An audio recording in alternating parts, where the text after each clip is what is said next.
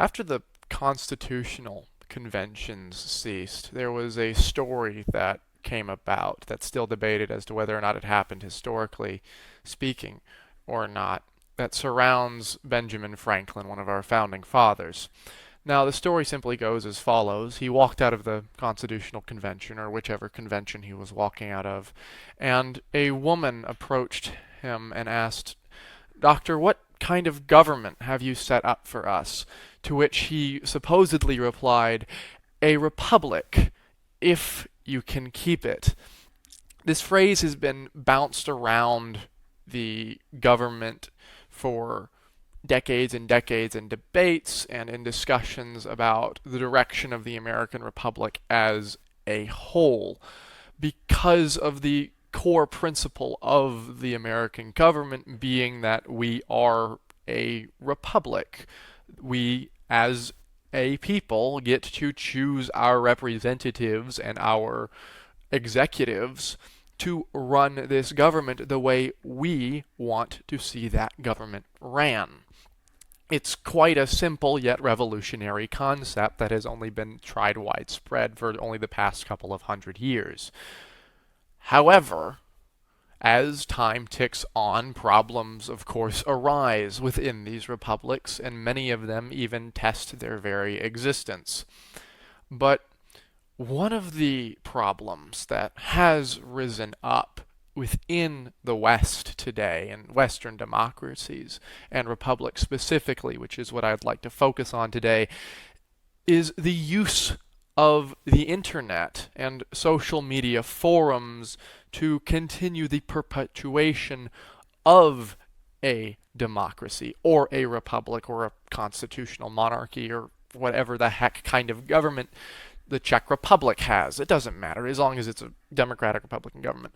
My point being is that in my opinion, and the topics I'm going to cover in this video, this rant really, is why I believe that using social media websites like Twitter, like Instagram, like Parler, like really any other major social media any sort of major social media platform as a news source and as a forum for debate, coupled with the current education levels that we have within the United States and in a lot of Western nations today, is actually detrimental to our republics and our democracies that we cherish here in the Western world or in any nation that has a republican or democratic government. Now, I'm going to make a few concessions first, obviously, and about the good things that have come out from the government, not the government, the use of social media as a news source or as a means of communication to discuss and have discourse about current events.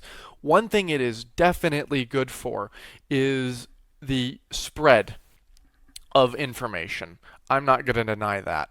We have definitely turned, and we've definitely given this era of time the name, the era of information, definitely because of how much information we are able to produce and how much information that we are able to access. The amount of information that is both accessible and the amount that we produce is nowhere, is so much higher, in other words, than what other generations had in the past. Just 50 or 60 years ago, you had to go down to a library and then scour through some books if you wanted some information about something.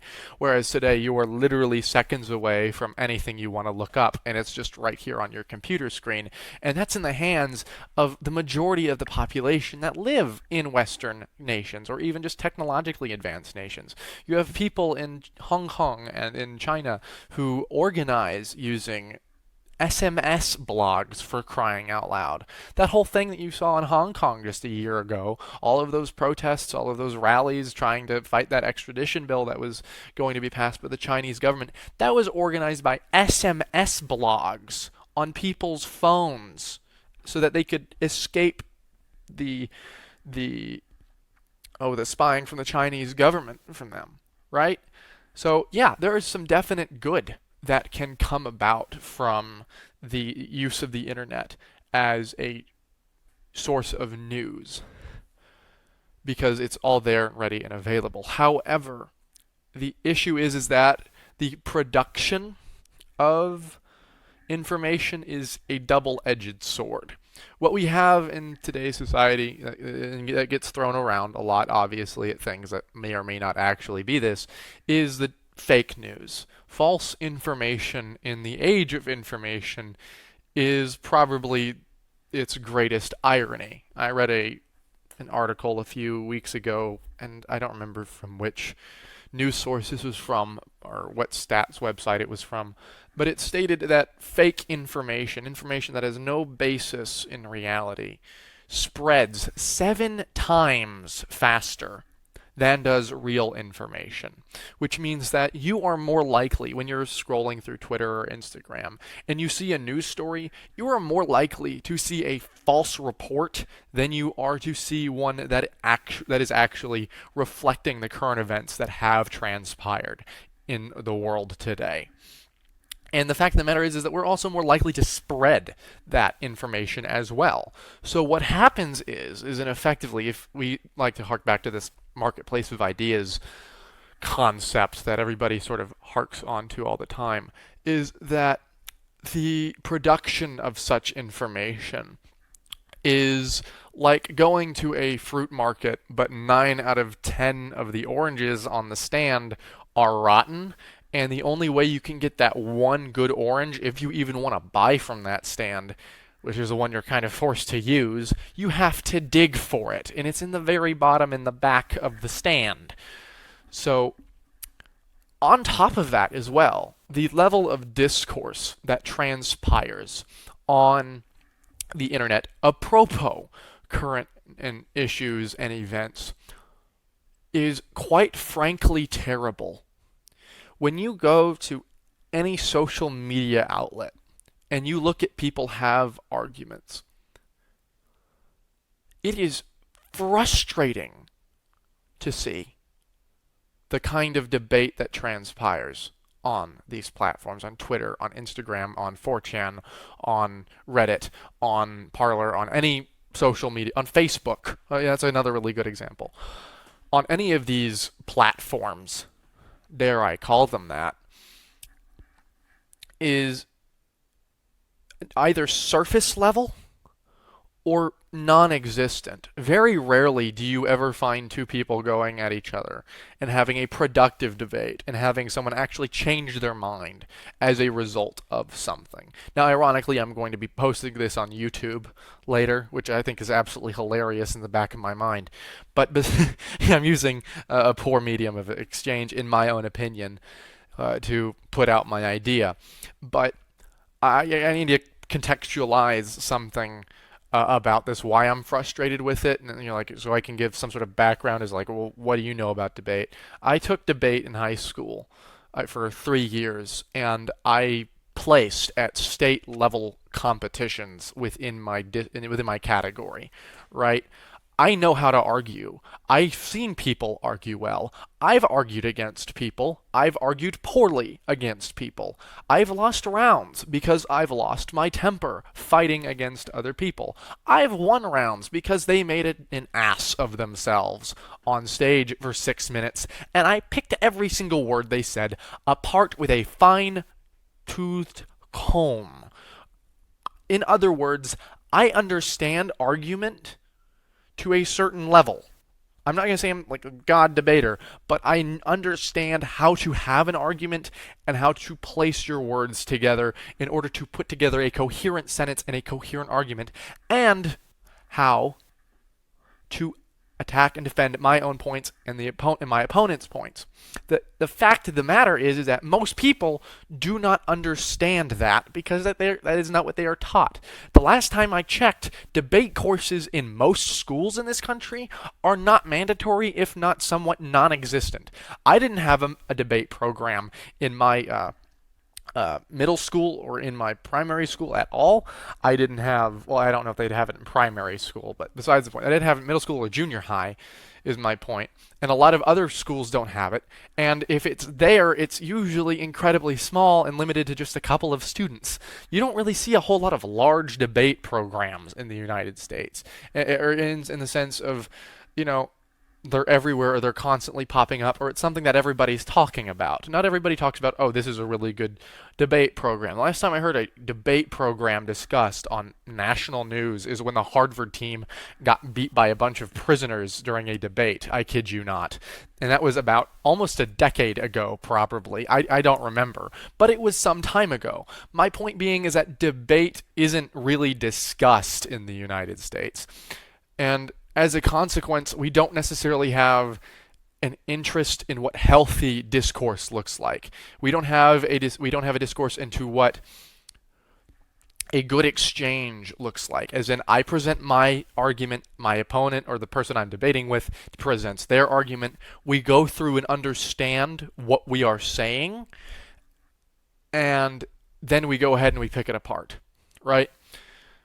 What we are seeing on the internet is people with only knowledge that they have been spoon-fed through the algorithms on their feeds, which is a mixture of fake news, some real news, and hot takes from literal who's, okay?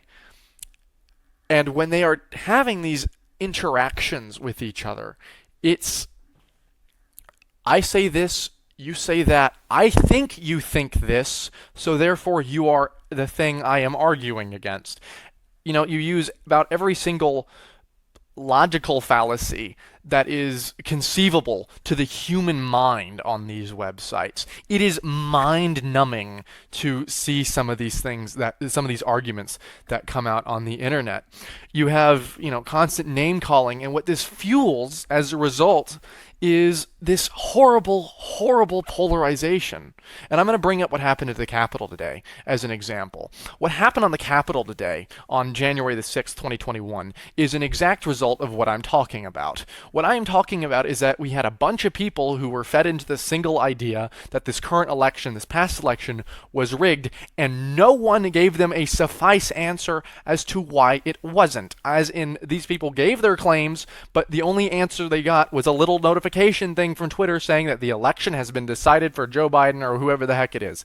I'm not going to say who I supported in this election. That's not my duty. My duty today in today's video is to talk about why what happened at the Capitol today was a result of the incompetence that we are seeing in America today as a result of the use of social media as a forum to debate particular topics. Now, when we are debating these topics, what happens is online, we get drawn in by these algorithms and we stay in our echo chambers and we only bounce ideas around with whom we disagree. I see it with users on Twitter all the time. If you don't support X candidate, I don't want to interact with you. I see it on everybody, on a lot of people. So I'm going to say everybody. That's a generalization. I don't want to make that. But I see that too often. And what happens is that when you fail to interact with people who have different ideas than you begin to literally believe that your mindset is the only objective perspective that can be offered towards any given situation, and anything outside of that is immoral and wrong and putrid. There's an issue with this. When someone says, I see X, that is what they are given with the surroundings around them. That is their paradigm only because that is what they have been given. And when the second we begin to exclude things which we might not agree with because it doesn't fit our paradigm, we are lost. We are lost as a nation because we have undercut the one thing that has kept it for 240 some odd years, and that is to listen to the other side, even if we do not agree with them. Because to a certain degree, something out of that perspective that they are offering is truth. And when we do not consider the truth, and we do not weigh the truth, we cannot keep our republic. Thank you.